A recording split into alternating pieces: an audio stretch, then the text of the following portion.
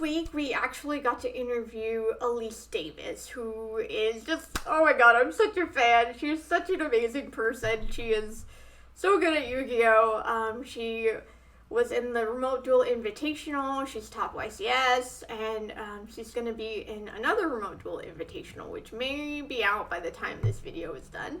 And I kind of asked her, can you tell me how to be better at Yu-Gi-Oh? Can you give me advice? And we did have a duel afterwards, and she did crush me with her intense Dragon Link deck.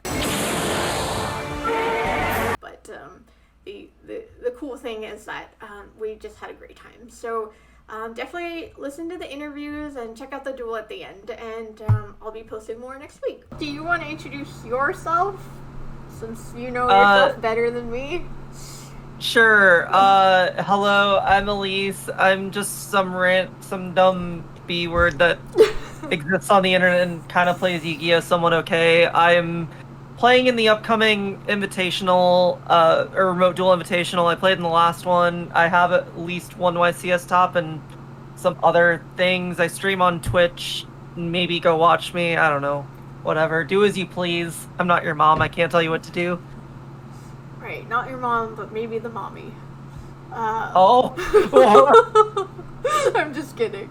See, this is because I was staring at an Amanda Le Palm mat, for 2 hours when I'm dueling this guy, and it was just this dragon maid with giant boobs, and then there was this younger looking dragon maid who's headwards on her boobs, and I was like, are they mom and daughter? Are they sisters? Are they something else? And it was so freaking distracting. I actually lost the duel because I couldn't stop thinking about it.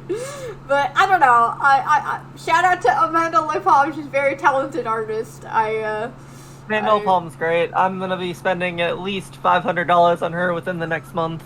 Nice. So yeah. But yeah, distracting playmats, boobies. They do things. I mean, that's what a lot of people do because a lot of Yu-Gi-Oh players are distracted by boobs. Me included as someone who likes boobs, so... I mean, it doesn't distract me when I'm playing because, the fuck, why am I gonna get distracted while playing Yu-Gi-Oh? Yeah. Booba indeed. Anyway, True. We should... Yeah, so that's Alyse. If y'all have any questions, just let me know. So I have some questions prepared for you, so I will go through them. So I'm wondering if you could tell me your most memorable duel. I don't know. The thing is, it's I just remember a lot, but there's none that stick out as most memorable. I guess the most memorable recent one is the time where when I was playing in the last Invitational, where I literally had Dino down to the wire, and then he just red reboots me when I'm playing a dragon deck, and it actually ended up being the difference between him winning the game and then winning the match, and I was just like, why is this happening to me? Imagine actually reboot doing something to a dragon deck. Please, someone help me. Who sides in reboot for a dragon deck? No. This was game 1. He main decked reboot. I see. It doesn't make it any better, but god damn it. But it's what it is. Yeah, I've definitely been red rebooted and lost as a result. That card is insane. I didn't really realize how insane it was until they limited it, and then I understood. Yeah, I mean, again, I was playing a dragon deck. That shouldn't be the card I'd be losing to, but that's just the literal only card I lost to in that instance, and I'm just like... Why? R.I.P. That is pain. Yep. Okay, let's see. So, what about so that was the most memorable duel, but the next question was, what's the worst duel you've had? But is that basically the same thing? I mean, worst games I've ever had is just where I literally can't play the game, and I just, I've literally had some matches where I literally just couldn't play twice in a row, and I just lost, and I, lost in 5 minutes, and I'm just okay, this is pointless. Why am I even here? Yeah. Like, Is that Mystic Mine or an FTK? no, I just like bricked twice. Oh, I see. It was not fun. It was not fun. Yeah. I brick indeed. Um, Yep. okay. So, we had some questions about, like, going to YCS alone versus going to with a group of friends, and so we were kind of wondering, like, what do you do, and does that have an impact on your experience and your fun and stuff like that? I mean, I've never gone to a YCS alone. I always, plan on having someone to go with and plan it. Like, I always have something going on when I am going to a YCS. I'm never, like, actually alone. I always have something or somewhere to go or something to do. It's not, like, I don't know. I just go with friends and, like, the event is kind of just an excuse to be able to see the friends and just hang out and chill. And then, like, the event is just like, oh, I guess I get to play Yu-Gi-Oh! Too. Oh, I see. Yeah. Yeah. Definitely. I hope you come to California, and then we can hang out. I mean, yeah, I was gonna go to California if they were gonna have YCS Pasadena last year, but if they reschedule that, then I have an excuse to go to California. Okay, cool. And you're in Minnesota? Yep, I'm in Minnesota. We would have had Worlds, but oops. Yeah. Thanks, Oops, COVID. Right. Thanks, Getrex. Okay. So what kind of advice do you have for new or returning players? Just play a lot, immerse yourself in the game, read every card, just I don't know, playing a lot and getting experience I think is one of the best ways to go.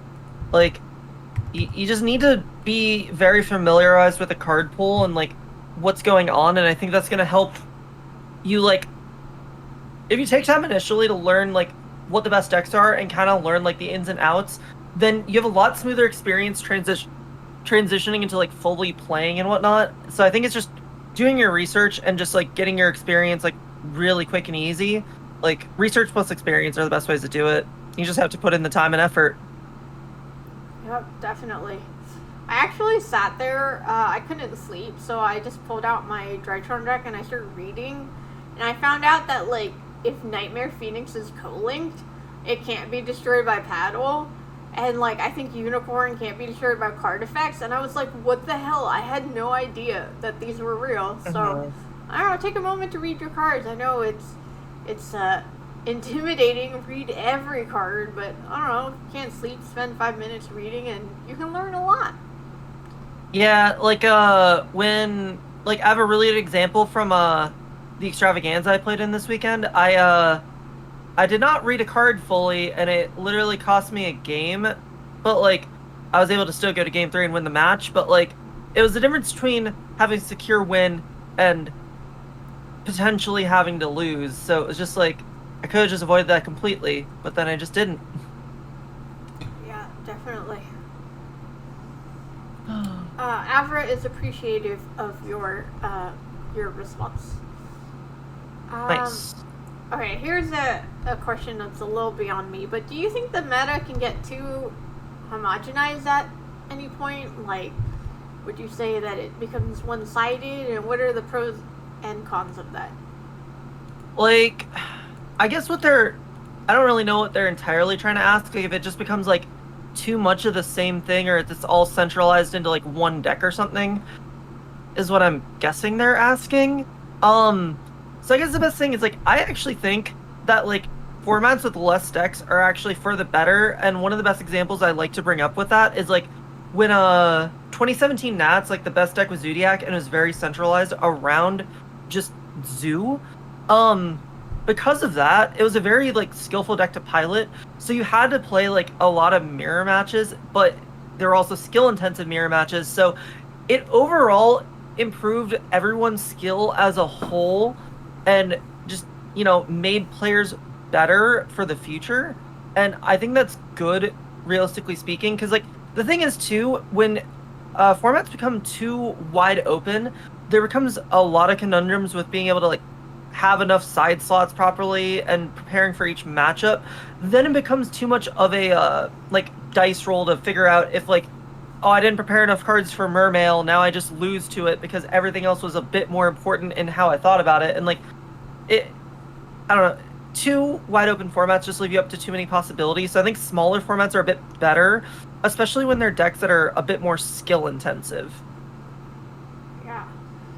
What do you think about now? Like, do you think there are too many decks now, or do you think like maybe the meta's not No, defined, or I mean, the meta is perfectly defined. We know exactly what the meta is. We knew what the meta was since literally the weekend before the ban list. Like, we knew exactly what it was, and nothing has really changed that much. I think it's like not a bad spot. I think it's perfectly fine. We have enough that exists where it's not like too little or too much. I think it's an okay spot, and I think if it wasn't solved right away, the meta would be fine. But us immediately having the meta solved, it just doesn't make it fun. But I think it would be a healthy meta if it didn't get so stale so quick. yeah, I'm hearing a lot of complaints from people about this format being super lame. Well, I just got a new deck, so I don't care. So I mean, the thing is, new decks doesn't exactly solve that problem because it's not exactly like that's still changing the entire format as a whole or changing the face of the game at this current point. And that's why, like, I don't like saying just buy a new deck as a solution to that problem. I mean, maybe I'm just different too, and I also just play every single deck, and I like actually like try a bunch of different things. So I don't know. yeah, definitely. Yeah, okay. Yeah, we have some comments in the chat talking about like more diverse format. In their opinion, is Oh, more difficult to side against. Strategist. That's exactly what I was saying.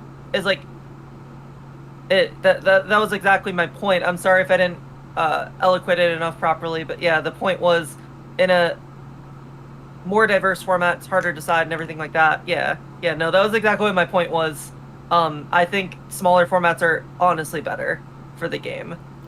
Yeah, Well, like we've had formats in this game's history where we've had like anywhere from like 10 to 20 decks that are like actually like existing and viable. Like if there's 10 or more decks that exist, I think that's just it's not overall good for the health of the competitive game. And I think it just takes too much away and it makes it too a little bit more luck based than we'd like it to be. yeah, I could see that for sure. All right. What is the best advice you've ever received during your Yu-Gi-Oh journey? I mean, one of the first pieces of advice I got that really helped on my road to get better was always stick to 40 cards. If you can go to 39, that's also good, but try and stick to 40 as much as possible unless 100% the math works out and there are ways to like you need to have multiple reasons why to justify going over 40. Otherwise, always sticking to 40 is just the best rule of thumb you can always have. And very, like, rarely do you need to go over 40 cards.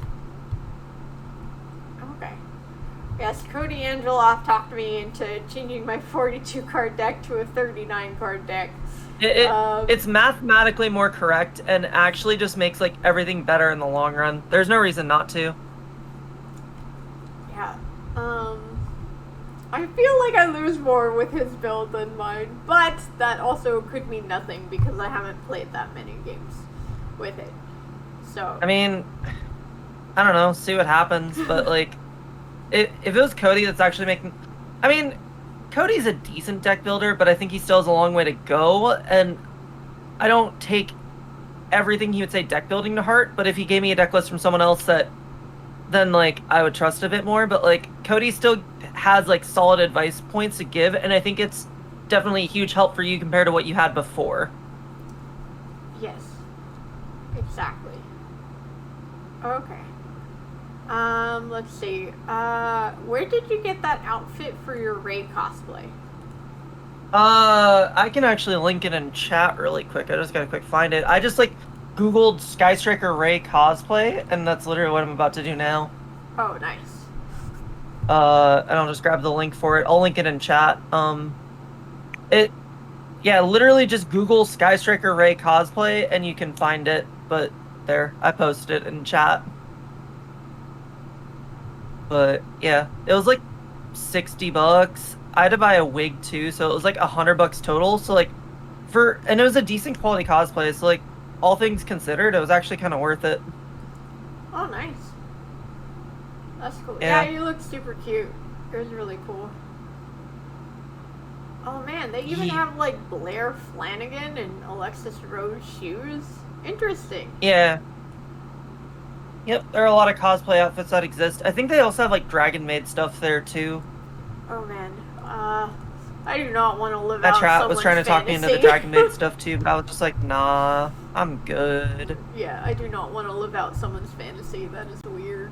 Well, it's more just like I don't care about the Dragon Maids like that. Like, Raye is bae, but you know, like I even have like this this keychain of good old Raye. Oh So, wow. you know, that's how much I love Raye. Oh wow. Interesting.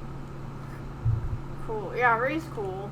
She caused me a lot of pain, but she's cool. Oh. But to be fair, I was coming back to the game after like 8 years, so I didn't really know how to handle Raye. Valid. Valid. Okay, I have a question from MBT. What is the Oh, worst God. deck you ever top with? His guess is Extravagant Spies is definitely up there. Nah, I responded to his question in Discord, and I'm literally like, you're actually capping right now because that deck was actually insane. There's no way that deck was bad. That deck was not a meme. It was a real deck. It was actually insane. We kept working on it for like another month after that. Like, the deck was good. I don't get why he thinks it's bad. Well, Like, what the fuck? For someone like me, what exactly is Extrav Spies? So it's the Spiral deck, but instead of like the normal combo route, you played Pot of Extravagance in it, and it was kind of focused more on like consistency, and you ended on more of like a simplified board. But the thing is, the board was good enough to where you usually, like, your opponent couldn't really play anyways. You didn't need to go like the full amount to, like, you know, go over the top and have the board that Spiral normally ended on at the time, because we would end on like Apollosa, Sleeper, and Dweller, which should like most decks shouldn't be able to play through that. And then we had more cards in hand typically, which meant we had better follow-up potential. So I think it was good. I don't know. Yeah, he's probably just trolling.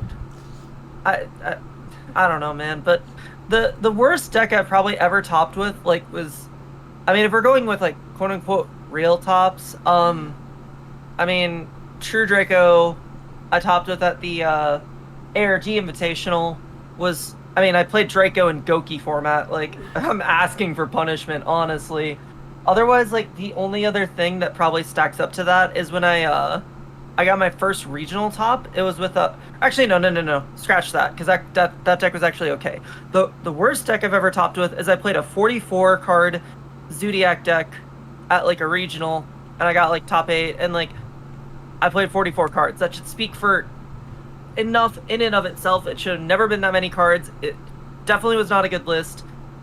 It just, no, it was not worth it. Yeah, True Draco has also caused me a lot of pain. It was like, I mean, yeah, that deck is annoying. because for anyone watching who's like me and didn't know what Toss was, I think it's like Thunder Dragon, Orcus. Yeah, Eternal Salad. format. Yeah. And my Gravekeeper's deck, my freaking 8 years old Gravekeeper's deck, did really well against Orcus, Salamangreat, and Thunder Dragons, but it did nothing against True Draco, and so it was just sad. But yeah. Fair. What was your first favorite deck? My first favorite deck, I believe it was Fire Fist. Like, that was the first deck that became my favorite deck, I believe. But then after that, Raye's Bay for life. But definitely Fire Fist was my first favorite deck that I had, and then, yeah. Okay. Uh-oh, I have my AC on. Oh, damn it. The video's gonna sound really bad. Okay, whatever. It could be worse. It's really freaking hot. Okay, what can I say? I Anyway. feel that. I hate the heat so much. What's the weather like over there? I mean, like, it's been really humid lately, so it extra sucks. Let's see how much it is right now. Oh, it's like 71, so it's still too hot for me. Like, perfect weather for me would be like 40s or 50s, honestly. Oh my god. 40s and 50s is like winter. I love it. Okay. I love it so much.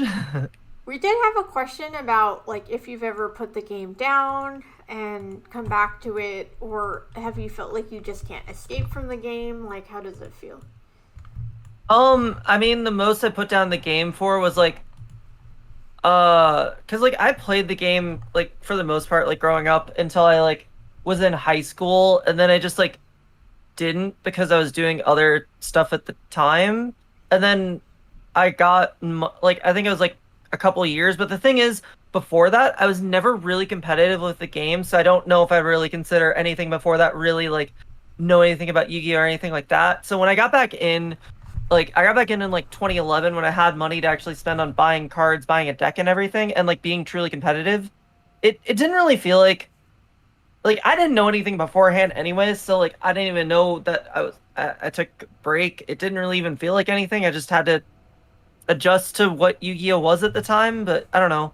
It wasn't even that bad of an adjustment point. It was just seeing all this new different stuff that like I never had like the open eyes to really like fully experience because I was never in the right mindset to know like when all these like big decks existed, I didn't even know about them. I didn't like when Teledad was a thing, I think I was still playing, but I didn't really know about it. Like all the broken decks that have existed in Yu-Gi-Oh, I never really knew about. I just had some shitty fucking Yu-Gi-Oh cards in my room that I just like threw together and played with, but once I got back in, it didn't even really feel like the same thing and didn't really feel like a break at the same time. So it's just like I don't know, it was just an experience of like learning something newish in a way. So I don't know. Okay. Awesome. Hmm. Yeah. We have some compliments in the chat for you. I don't know if you're looking at chat, but Oh uh, yeah. when she teched in World Dino Wrestling to search out Pinkertops with foolish barrel goods, I can you mean, explain what that means? so there's this card that we played in the Striker deck called World Dino Wrestling. It's actually a Dino Wrestler card. Um in the graveyard you can banish it to summon a Dino Wrestler from your deck. So you just use Foolish Barrel Goods, which sends a spell or trap from deck to grave, and then you can just banish the Dino Wrestling summon Pankratops from deck. It was actually definitely completely incorrect for the event we played it in. Also, I didn't come up with the tech. I just played it. But it was definitely not the right choice for the event, knowing like in hindsight it wasn't the best choice. It was the best choice for what we thought it was going to be, but it ended up not being the right choice, but it still worked out kinda. I don't know. Okay. But yeah. Cool. Awesome. Do you play any other formats? Like there's GOAT format. Like is there any other past format you play? Um I know like I played some here and there. Like the ones I really like that I want to get into more like there are two different 2014 formats I really like, the Nats format and the Duelist Alliance format. I know Cody, Pack, Coder and them are going to get into 2014 Nats, so I'm going to probably do that with them. And then I want to try and play Duelist Alliance format. I also really like 2016 Invasion Vengeance format, which is like Metal Foes, Paleo Frog, ABC, Blue Eyes, like that whole format. That was really fun. And then I also really like 2017 Nats format, which is like the Zodiac format. And then there's part of me that wants to replay like the end of 2019 because I didn't really get to play that format that much and it seemed really fun. So that's another one I kind of wouldn't mind playing. So yeah, there's a few different examples of formats I like. Okay. Cool. Yeah. Yeah. I Hmm. feel like I can barely play this format, so I don't bother playing old formats. Oh yeah, no, definitely focus on what you need to first. And like for, someone like, me and Cody and the rest of us, we have the experience where we don't need to play that much more and we can, take the time to step away from current format where we're not currently enjoying it as much and, do something different. Um, but you definitely have like this little light for the game no matter what, and are still even learning it to this day. So it doesn't you don't even have really like the same emotion and reaction that everyone else does compared to like, whatever. So it's like you still think it's like fresh and exciting because you still see different things every single day that you're still learning, but we already like learned and experienced it, so it's just different perspective. Okay, yeah. Yeah, I do, like, the only thing I really miss is, like, playing Gravekeepers, because I just freaking love that deck. And Hmm. so, someone was trying to get me, multiple people trying to get me to do GOAT format, and they're like, you can play Gravekeepers again, and I'm just like, oh, don't tempt me, Frodo, I don't want to go back. Yeah, actually, fun fact, one of the first decks I played when I got back into competitive Yu-Gi-Oh was Gravekeeper, so Oh, nice. uh I feel that, but like I don't know, I don't hold much nostalgia basis for decks anymore. Like for the most part, like at least from like when I started, it's more just like me doing well with decks gives me a nostalgia now. Hmm. So, yeah. I see. Yeah. I don't know. I'm pretty happy Hmm. learning Drytron right now, even though my deck is going to change. I'm Yeah, I just mean, it's a good deck to learn, and I think getting down the fundamentals of it right now is really good for you. There's definitely nothing wrong with wanting to learn it right now. I think you're actually taking the right steps you need to, because the thing is, it's not like your deck's fundamentals and how it plays in a basis changes right now. Or it doesn't like change. So you still get the basics down and you just add a couple new tools. So I think you're definitely going in the right direction and learning it now. yeah. It's Because actually otherwise you have a lot more catch up. yeah. I think you're right, and it's weird because I never thought I could do combo. Like I don't know. I always thought it would be too hard, but then Cody was like encouraging me to try. If I really like Drytrons, then I should go for it. And then basically Tatsa met with me and he showed me the combos and I like memorized them right away. It was really weird. I was like, I did not know I could do that. So yeah, I don't know. Don't hold back. If you have a deck you want to do, don't think it's too hard because if you really like the deck, you'll learn it just fine. Yeah, I mean, it took me a while to get into the like reins of being a quote unquote combo player. Like I definitely was still more of like a back rowish mid-range kind of person. I still did not like trying to submit to combo if I could, but now I can't even see myself not playing combo. If I don't play combo, I'm actually kind of going crazy. So, Yeah, I don't know. Like I can't imagine like that I normal summon Alistair so many freaking times. Like at least with combo, it's a little more interesting than that. hmm. So yeah. Um. Well, here's the thing though, Prankster. Someone brought up in your chat really quick, like, for example, Striker. But the thing is, Striker was a mid-range deck that functioned like a combo deck because one of the fundamentals of combo decks that I like explaining of why they're good is because you're playing a deck that has access to all of its resources and, uh, plays as such. So you have to think about playing a lot differently. And Striker is one of those decks that has fundamentals of a combo deck, but plays in a bit slower of a facet. So it's just a lot different, like meanings to it, and that's why I like Striker because it's still a combo basis while not being outright combo. So yeah. Word. Anyways, Okay. moving on. On that happy note, I do have a sad emoji question. What's the purpose of playing Yu-Gi-Oh when it just creates sadness, sad face? I mean, I've had some of the happier moments of my life playing Yugioh, so I can't relate. I've had some bad moments, but the good stuff always outweighs the bad. Like, I mean, I'm currently I met my girlfriend because of Yu-Gi-Oh! So like, and the last three relationships I've had have been because of Yu-Gi-Oh! So like, and I've gotten such joy and happiness from just being around my friends and being able to succeed. I don't know. It like I don't think if it really creates such sadness for you, then it's probably not the hobby for you. But at the end of the day, it's been a positive influence in my life, so I don't view it as such. Like anything in life can frustrate you. That's just how life is. You just get back on the horse and do shit. Sure, prankster, you give me happiness. Why not?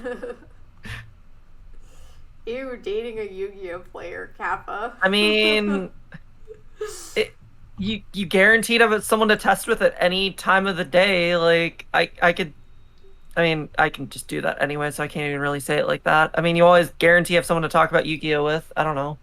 And like, I don't know.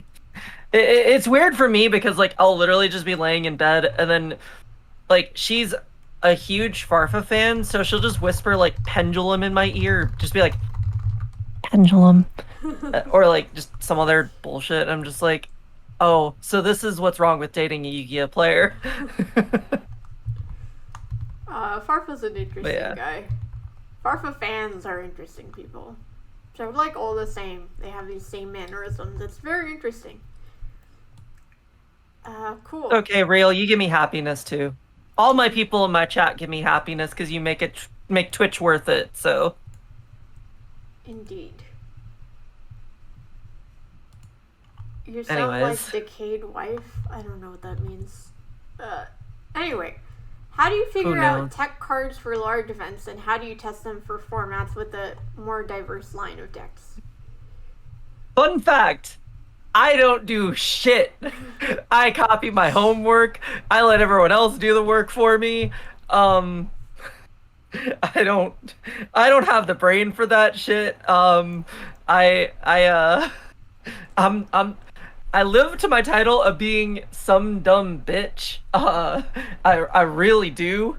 Uh like I have other people help me. I help them test the ideas and like they'll come up with an idea and we'll try what we think the decks are in the format and see if the idea is really worth going forward with.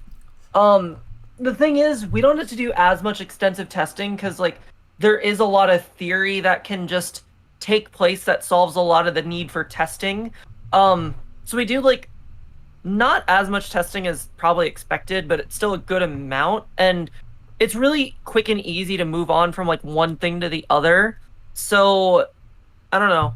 It's just playing games. Like we sit on DB for like a couple hours and just like test a few things here or there and like, you know, just cycle through the ideas and see what works. But I don't make the ideas. I just help bring them to fruition once the ideas are thought of. I like that. That's a partnership. They do the Yeah, I thinking, mean, you do the testing. right. And like I feel bad to some degree because like the thing is like people keep bringing up like the striker top I had with World Dino Wrestling, like that wasn't my idea. People still don't realize it wasn't like don't give proper credit to the person who actually came up with the idea. Just because I played it doesn't mean like I'm the mastermind behind it. And like all that stuff and like I just want to make sure that like proper people get proper credit for the things that they help me do. And as long as they do, I don't really care. But like I just want to make sure the people that, help me get to where I am get the proper credit and I try my best now. Okay, yeah. But I don't know. I think So, like yeah, I don't that know. team-oriented approach to Yu-Gi-Oh is actually like really, really good. That way each person can play to their strengths, and I'm sure you contribute. Like you act like it's like, oh, I don't do any work. I'm sure you do work. I'm sure you contribute a lot. I mean, I do it to like the physical application of like testing the cards and whatnot. Like we'll work together to test, but more of the brains comes from Justin than anything else. I mean, that's my main testing partner and the one who comes up with like 90% of the things I use in this game. So, I mean, I still contribute, I still help, and by contribute, I mean I just help discuss the ideas with him so we can like, truly bring it to fruition and like work through the kinks, but I don't do most of the work, but I still help to some degree.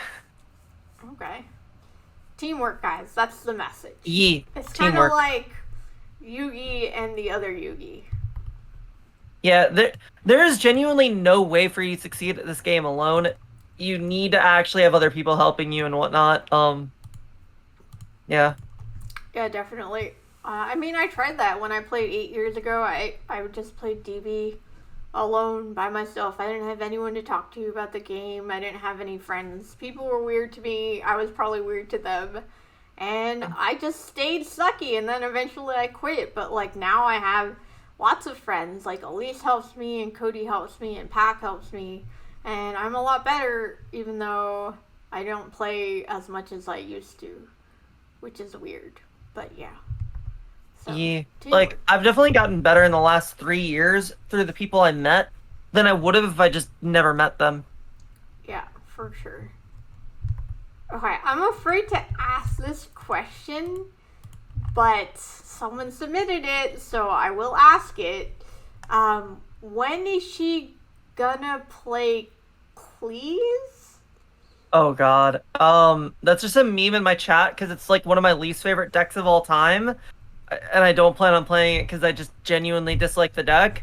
But my chat keeps trying to make me do it. My own girlfriend even tried to donate one time to make me play it, but luckily, like someone in chat was like, "Nah, we don't want to see you suffer," because I literally could not think of a way to make it playable, and luckily we abandoned it. But I told my chat next dono goal we could do like a $500 dono goal to make me play the deck for one local, but like I I'm not trying to play it if I don't have to.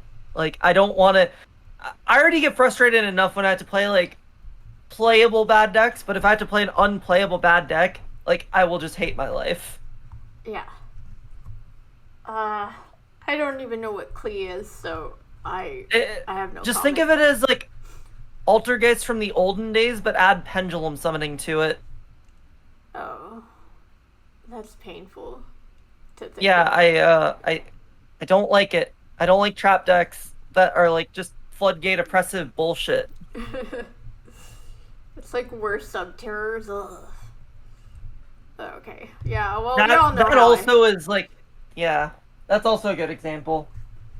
y'all know how I feel about pendulums, so yeah. I don't have to Well, fear. plus you weren't around when like pendulums were insane. So Yeah, like I would you don't not have to have suffer to any. the same degree that like we've had to. Clee is just super consistent hot dog water. I mean, not completely wrong. Okay. We Oh. did have someone ask, or many people ask, what's the best way to jump from casual to competitive? Uh, I mean, first of all, playing competitive decks is like a really good start, and like, just immersing yourself in everything. And I guess to really go the next step, you just need to have like a good circle around you. I think that's one of the best ways to do it because like again, like I said, I considered myself before playing competitively, but compared to who I am and what I do now, I was definitely nowhere near competitive. But when my circle increased to like good players, it definitely elevated my game to where it is now. And yeah, I wouldn't be where I am if I didn't get my circle. So like getting like a lot of testing with players that are better than you is like really good because you're going to learn so much more than you ever could, and there's a lot of things they can teach you that you would have never even thought of that you need to learn. So Yeah, definitely. I so if I play rogue decks and play it competitively where I can beat meta decks, should I stay with rogue or play meta? I think genuinely you learn more from playing meta decks than you will ever learn from rogue decks. I genuinely do think you will learn 10 times more from Dragon Link than you will learn from Mermail. 100%. Like, it, that's just how it is.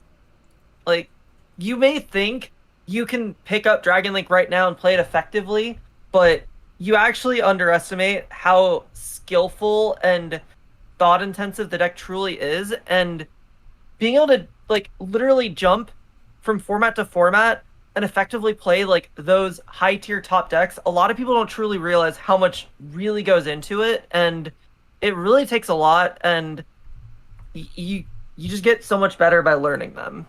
So yeah.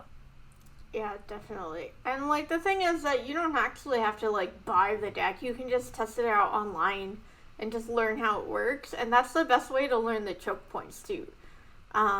And that I think like the more you practice decks, the more you learn about your own deck and your own playstyle as much as you learn about the other decks. So yeah. Yeah.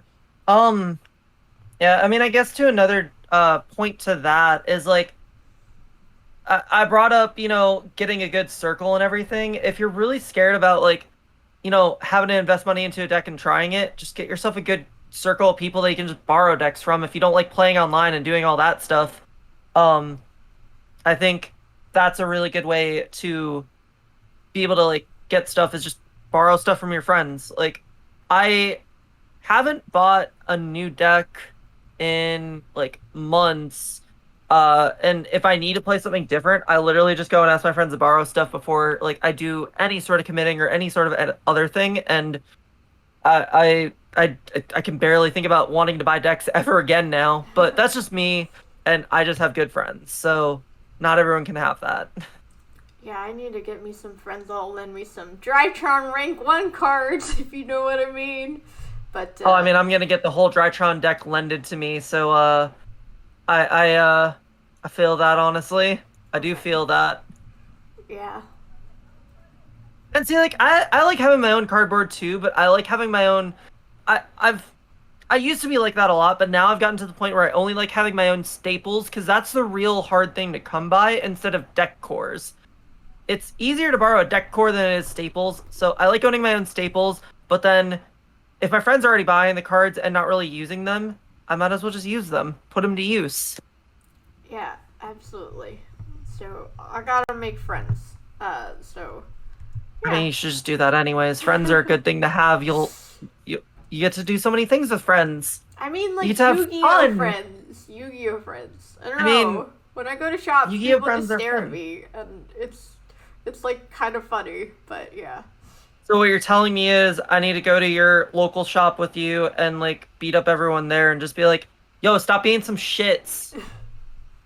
Yes, if that will I mean, make them be friends with me, I don't know if it will, but if it would, then yes, that would be super dope. to be fair, that local just may not be a good place to make friends. You may just have to make friends somewhere else, and that's perfectly fine. There's nothing wrong with that. Like, you may just only have friends that are online based. Like, I know Cody doesn't really have like Yu-Gi-Oh friends in his area too, but like I do. And like, I don't know, it's just based like place to place. People are different. So maybe you're only having online friends and you just borrow stuff for when you go to events, and that's perfectly fine too. Yes, definitely. Mario's? Where is Mario's? Okay. Next question. Based on your experience, what should a player coming back to the game look out for? Like, for instance, a tricky ruling or a common pitfall? Um, I don't know. That's I don't really think about that kind of stuff, so like I'm trying to think like because there's so many rulings I can think of now that just seem normal or standard to me, but I think one thing too is like when you're really learning and getting to know stuff is I guess a pitfall too is like people don't take enough time when they're growing to like really read and understand cards, and I think that's really important because like your opponent can easily cheat you if you don't, read their shit and they can just do something. So I think the biggest pitfall is being too afraid to read cards and just take the time to understand them. You're allowed to take your time in Yu-Gi-Oh as long as you're still progressing the game state. So you shouldn't be afraid of slow playing. Um and I don't know, I think you just need to not be afraid of like taking your time because you're allowed to take your time. And I guess also watching your opponent for slow play is a huge thing too because if you're also being slow, you're gonna like the match is just gonna feel miserable. So it's hard to balance it, but if they're an experienced player who's slow playing, just put your foot down. But like I don't know, reading cards is just I think is gonna help so much better and just asking questions and trying to take in all the information you can. I think being too afraid to ask questions is also really huge. Like just being too afraid to read cards and too afraid to ask questions. I think if you do those, that's gonna help a lot. Definitely. Getting back into locals, people should learn about time, card values, and staples. I mean, you don't need to know card values if you don't trade because I don't even trade, so I just look up cards when I need to buy them, and then I'm just like, okay. I know this. So like you don't necessarily need to do that. Like I guess it's cool, but it's not a necessity basis that you need to do.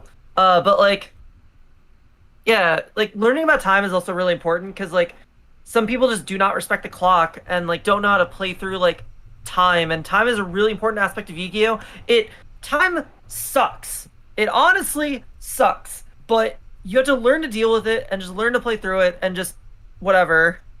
Um, like, because the thing is that you're probably gonna have a hard time adjusting to, Zara, is you're used to having 50-minute rounds. When you go back to locals and you go to events, you're gonna have 40-minute rounds. So you have to do things a lot quicker, but a lot of the things that makes remote duel have to have that extra 10 minutes is, already there in front of you and you're playing regular Yu-Gi-Oh! So it's not as bad to deal with. But it's still a time adjustment. Yeah, like I did do aerial life locals, and I got like 3 draws or something like that. It was like insane. So that's why like we were talking in my Discord about like, oh, what can we do? And there's this card. What is it? Areem, was it Spooky Dogwood or something? That like... Oh no! Please no! Please no! Please no! That is not. Well, one really helpful tip, I guess, too, is when you know you're in an unwinnable game, just scoop. Go to the next game. Don't stay in a game if you don't need to. Oh shit, Jackie rated you. Hello, Jackie. What's up, Jackie? Jackie's one of my favorite people. Oh yeah, she was actually one of my inspirations when I was like getting into the game more. I looked up to her a lot. I'm glad she is back and existing again.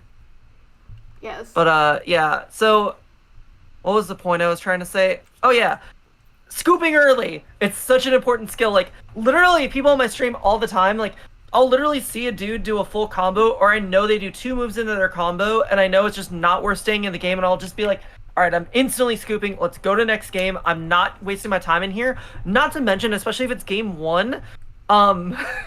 Yes, I'm glad you're glad you exist. But anyways, if you're in game 1 and they have no knowledge of what you're playing, they're also gonna side in correctly, which makes it so you have a bigger advantage going into game 2, and then game 3 you can side appropriately, and hopefully that taking them off guard for game 2 is enough to hopefully swing momentum back for game 3. So there's multiple ways scooping early just helps you so much in the game. Yeah, I gotta learn when to give up. So, cause like I think it's because I like grew up on the anime, and I'm like, I just need 1 card and I can turn this around, and so I'm like, I just need 1 card. But yeah. No, it's such a useful skill to know when to scoop, like, because time conservation and information holding. Because then the thing is too, let's say you think it's a winnable game state, you're still showing a lot of extra cards, and you maybe show some text or some other things you play, or the fact that you might not play a certain card to make it so they don't have to play around said card anymore. And it's just, there's so many factors that go into it that no matter how you look at it, just scooping early is just such a good skill too. Just when X3 versus Jackie asked me anything, never mind, it was 03. I feel that. But yeah, scooping early, do it. Okay, I'll work on that. I probably should have scooped in a game but it was like a friendly, so like I figured, it doesn't matter. It's like a friendly match, that's not a big deal. But like, oh yeah, so Calvin also brings up a good point right there. Is like, oh, someone else just joined this. Oh really? Anyways, so if you have no knowledge of what your opponent's playing and it's something different, then like you can stay in the game a little bit longer just so you can gain information, especially if they're playing something like, if you see some card that's a little bit different that's going to help you gain knowledge in the later games, then sure, stay in for a reasonable amount of time. Don't stay in it for an unreasonable amount of time, and don't reveal too much more information than you need to if you can't win. So yeah. Yeah, I think that's... I won a game on DB. Proud. A singular game. Yeah. Anyways. There was a game I was facing Megaclops, and like I wasn't sure if I had an out, but if I kind of thought about it more, I should have just scooped and gone to the next game. But I was like, oh, I don't know, maybe I could figure out something, and so yeah. Right, and I guess with you not having the experience basis to know fully what everything you have access to does, then you're gonna feel more encouraged to be in that game still. But once you have the experience to like really know the ins and outs of your deck and how every card kind of works, it's just a good thing to do. I don't know. Yeah, like when I play with Tatsum, do you know Tatsum? I know of him, but I don't really know him. Oh, But okay. continue. Yeah, I play with him a lot. It's actually really helped me get better. But like he'll like scoop very quickly. It's like for instance, like if I banish some stuff in his graveyard or I set up something, he'd just scoop, and I'm like, why are you scooping? Like how do you know? Like maybe we can turn this around, type of a thing. But yeah, like I was playing against his Drytron deck, and I 4-0'd him, and he just kept scooping right away, which is why we kept playing. But now that I play the Drytron deck, I kind of understand, like, oh, you can tell, like, it's not like next turn I can really, like, make the same board type of a thing. So, Yeah, like the thing is too, like when I'm testing with people, I'll like tell them, hey, I'm just gonna grab my cards now and just get it shuffled up and ready. If you feel like you need to continue comboing so you know what you're doing, because if they're doing like an irregular combo string or anything like that, like I was testing with Shu Ping on my stream yesterday and he was playing his Rytron deck. So I wanted him to play more because one, I wanted to see what his deck did a bit more, plus he was doing an irregular combo string. So it's better for him to fully play out how that worked.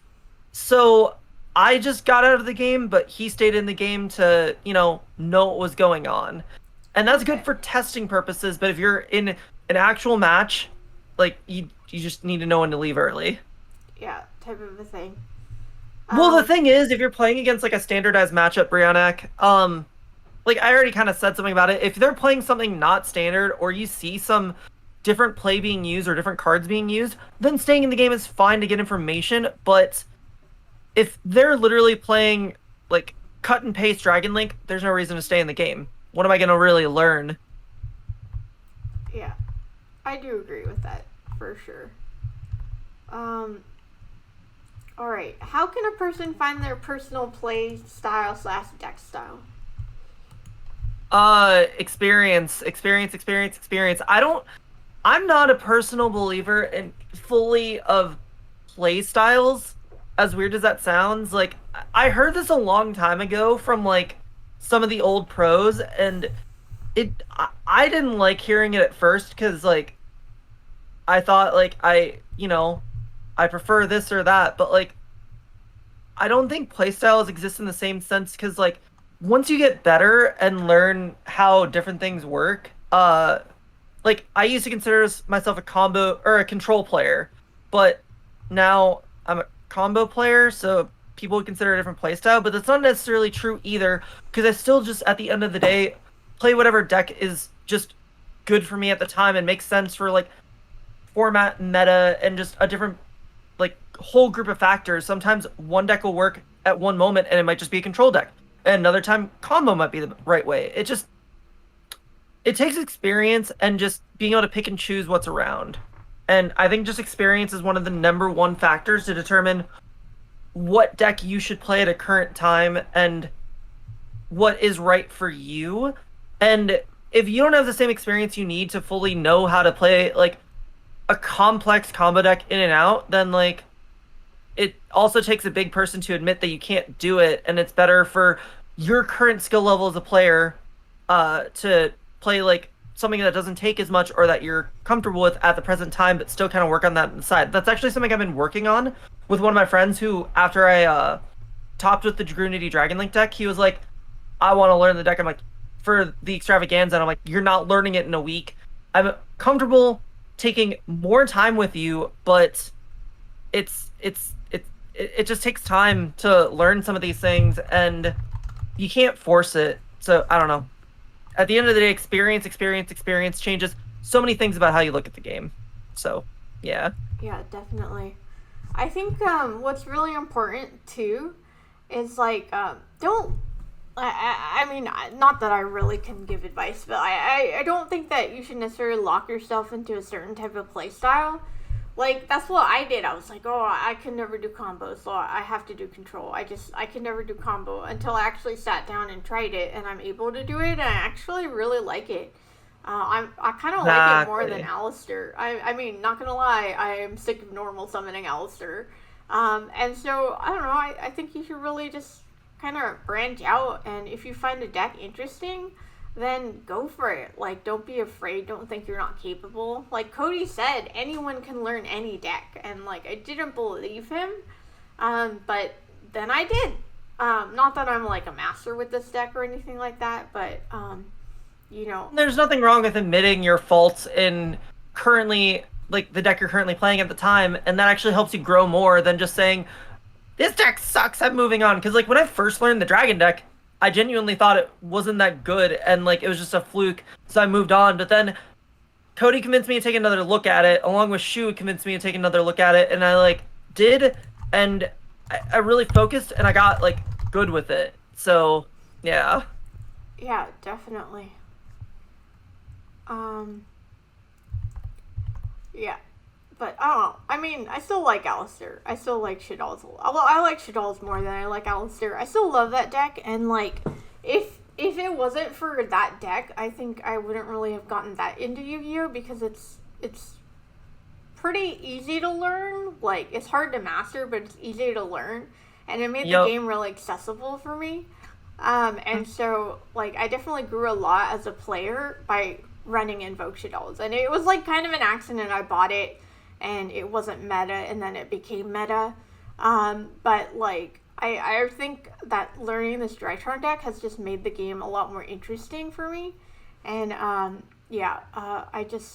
don't know. I think you should just learn more decks and try new things. Yeah, and kind of like, well, first of all, Shadal Winda, if you like being educational, I apparently am forced to talk about all this stuff on my stream sometimes too. So if, you can check out, not to take away, but like, yeah, you can check out my stream if you want, because apparently these discussions come up all the time on my stream. So all right, sounds good. But anyways, what I was gonna say is the basis of playing like an easy to learn deck is actually something I always suggest to players when they're getting into the game. Like, a couple decks that I genuinely do suggest for people, like right now at least, are really easy easy entry point decks, like Zoo Eldlik, and like Tri Brigade Zoo, like decks that are relatively easy to pilot, but have a lot to it still at the same time. It gets you playing the game, it gets you experiencing the game, and playing the game is the most important part of learning the game.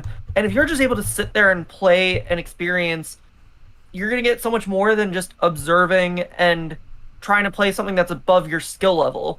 Just playing the game helps so much, and there's no shame in playing a easy deck. I always suggest it for people. I don't think there should be any shame in that. But if you're hitting a wall, you need to like eventually play a better deck. Like, that's just how it is. Yeah, definitely.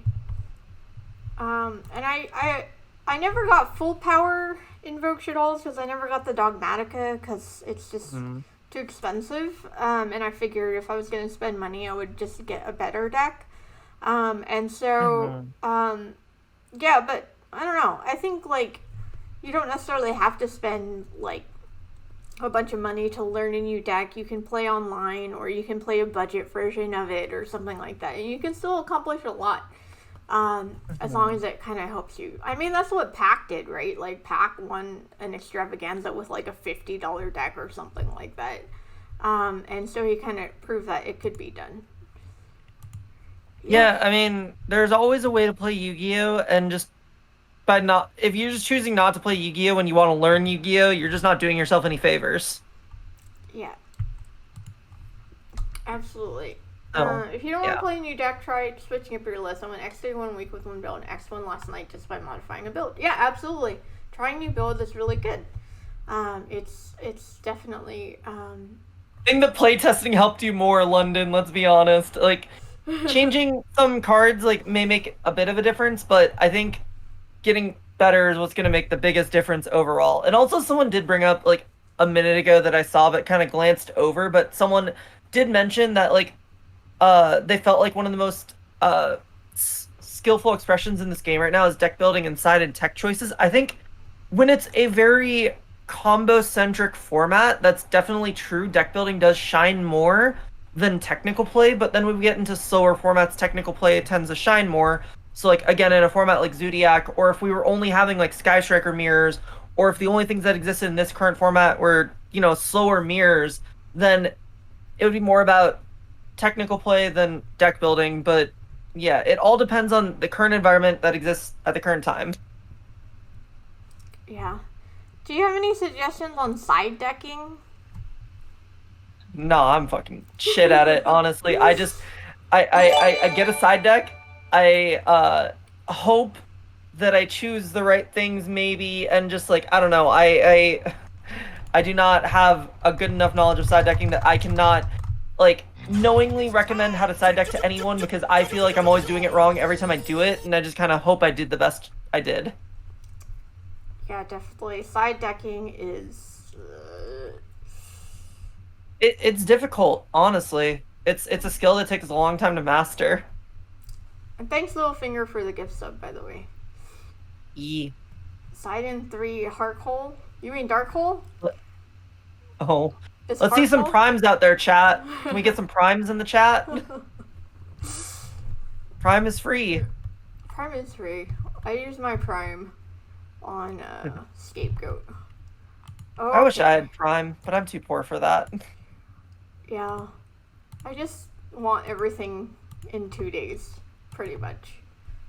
I barely use Amazon. I think my girlfriend has Amazon Prime, but like I barely use it, honestly.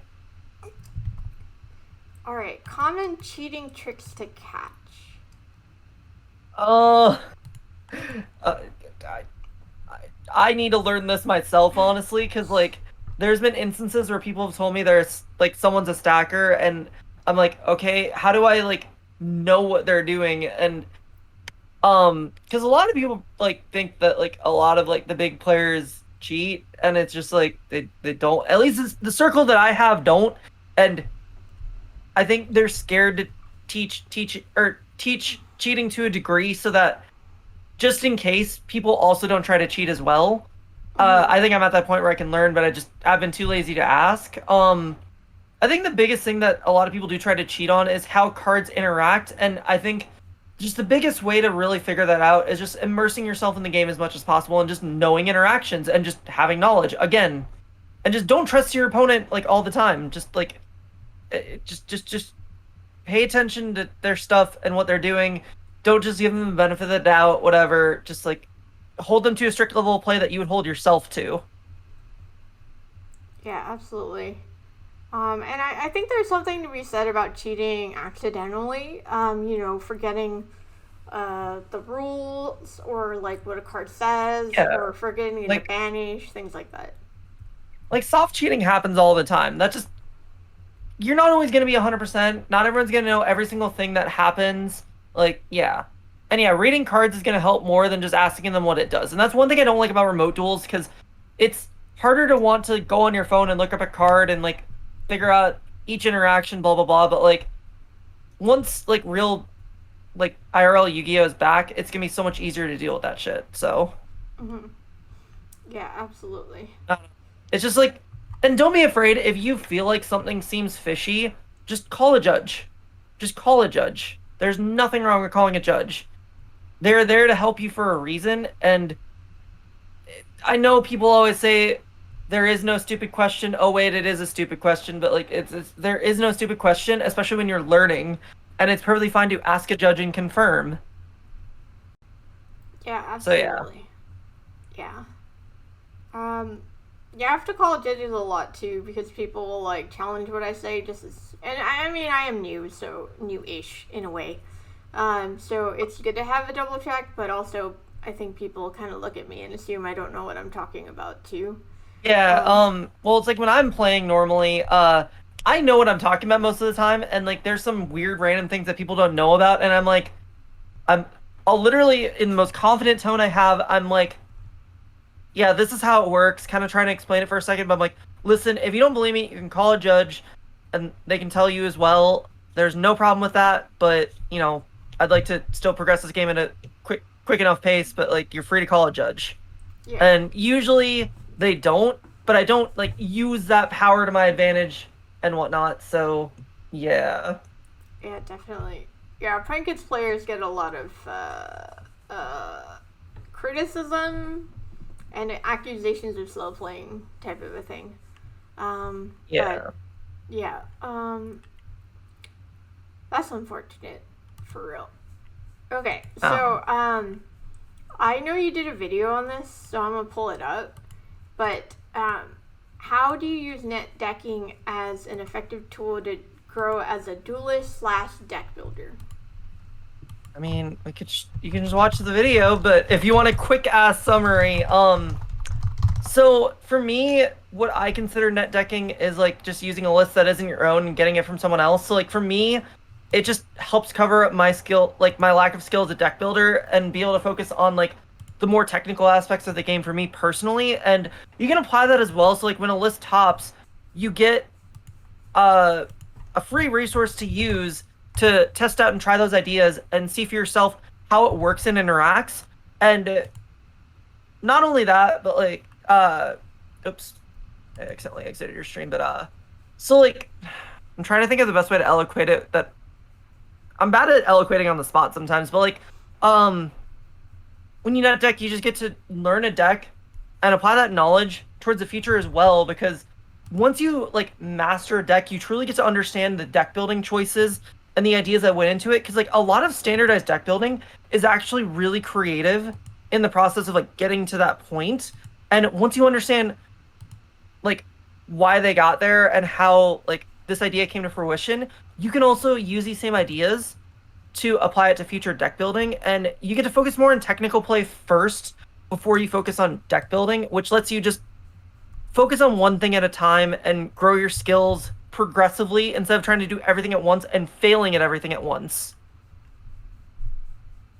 Yeah, I think that's So really yeah. important because, like, I don't know, I think there's a really big stigma against net decking, and I think people don't really understand like how valuable it is because deck building is really hard. Like, if you're a new player and you're expected to make your own list because people are shaming you for net decking, then it's like you're basically handicapping yourself because you don't know how to make a deck. You're gonna play a crappy deck, and that's gonna limit your ability to learn and win with that deck because you just don't know how to deck build. And so I think for that reason, like, it is okay to net deck, and that's how I learned. Yeah, and I mean, all my decks I've gotten from other people. Like at my locals, there was a guy that would he would build decks for me, like with me, but like basically for me. And it was really helpful because then I was like starting at a higher place because I knew that Exactly. Type of a thing. Yeah, like you just get like this jump start and actually just get to devote more time to learning than you do into like trying to make something. And you're getting like this head start that you wouldn't have had otherwise. And if you're trying to play competitively in a game, why wouldn't you want to take those head starts and, you know, be able to just devote yourself better to learning? Yeah, absolutely. And like if you want to like think about it too, it's just sort of like the people who make these decks and top like have so much freaking experience deck building that like you'll never make a deck as good as them. Like Exactly. It. Like you can like, learn that skill, but you're not going to. Type of a thing. Yeah, like that's why I've genuinely admitted like so whenever a deck list I've been given to me is made, like I've fully admitted that I'm not a good deck builder yet and it's gonna still take me some time and effort.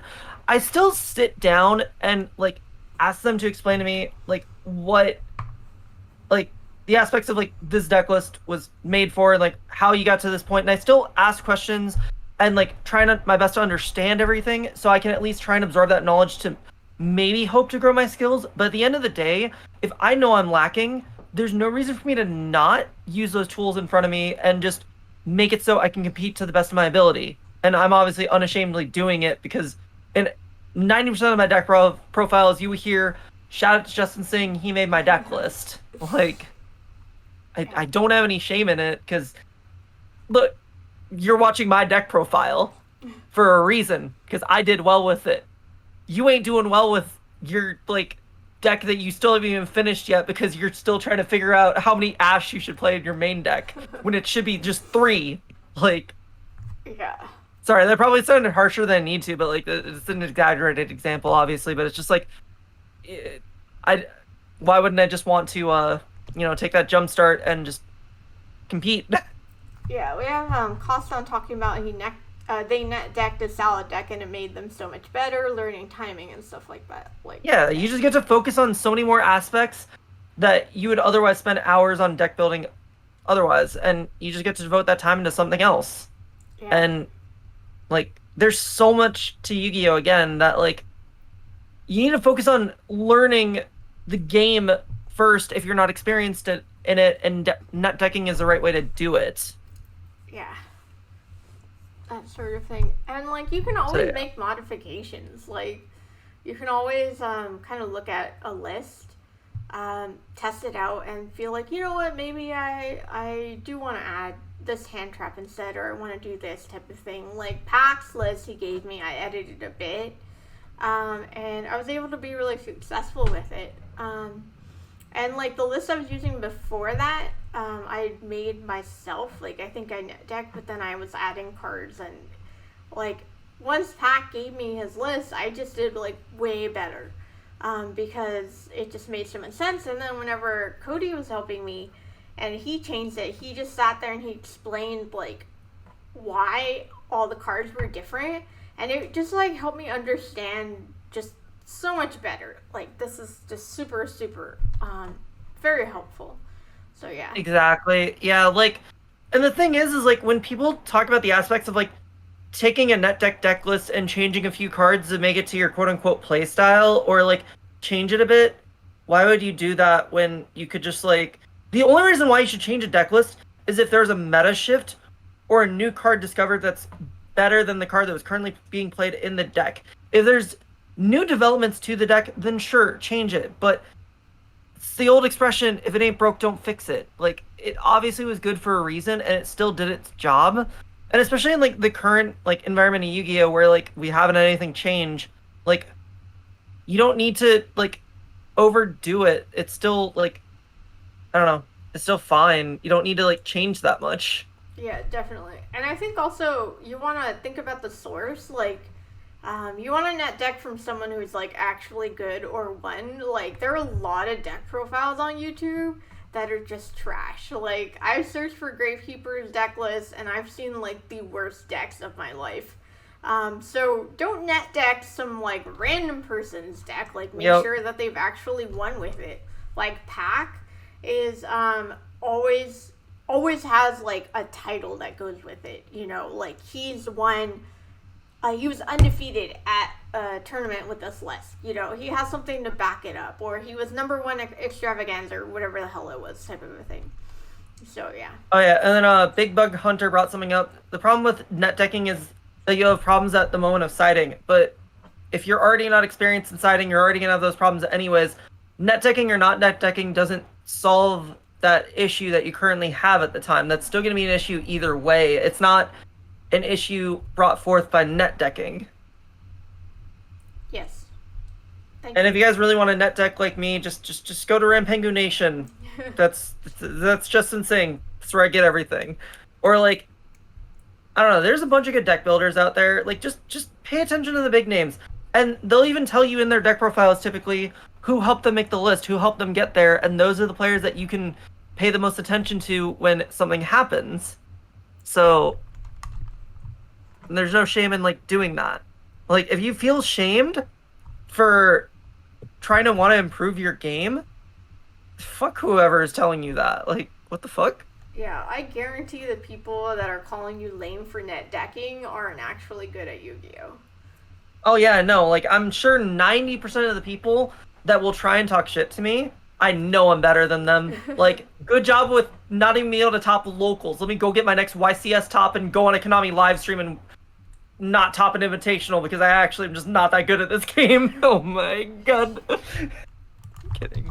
But yeah. Yeah, you're great. I admire you. So yeah. Okay. Let me speed this up because I do want to get a duel in if you have time. Let's see. Okay, this is my question. And I know we talked about it with Cody, but I want to hear your opinion about it. Mystical Refpanel, sleeper card or what? I mean, okay, I brought this up when you did your interview with Cody because I like was typing in the chat and like literally when we would always like test in theory together, Cody would be like, there's so many times he would actually bring up that card, and I'd be like, is it really better than any other card we currently have access to?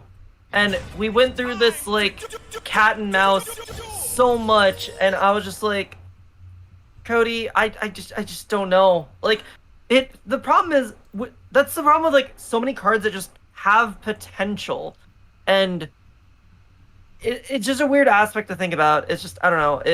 It's decent, but is it really going to be any better than any other card you could play? And could you potentially play a more versatile, better card that's going to do more? Yeah. Yes. I don't know. Okay. Well, it's okay, but maybe there's a reason why the card doesn't get played. Well, actually, years ago, there was a point where people were playing Mystical Refpanel, and everyone wanted mine, but I wouldn't give it to them because it was an anime card, so like I didn't want to give it up, and so yeah. Okay. All right. Let's wrap this up. Okay. Our final question. How does one get over the anxiety of attending a locals for their first time? I don't know. Like you're in a room with a bunch of nerds who have the same hobby as you.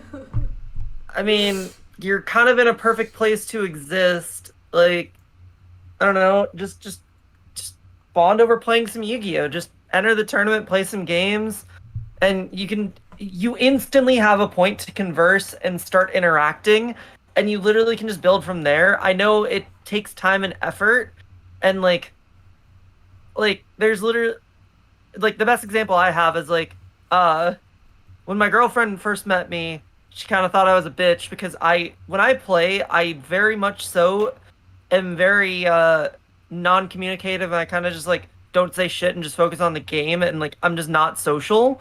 But like then I'll just go and socialize with my friends. But like it's just I don't know. It's just eventually we're now dating for almost a year, so it's just like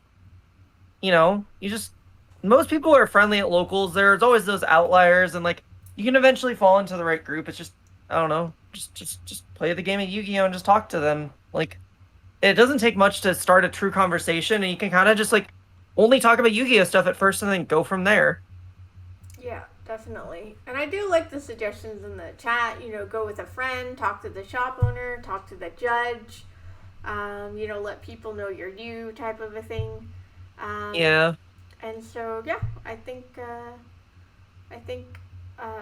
not going alone is a really big thing because it's very scary to go alone. And I've gone to card shops alone myself all the time.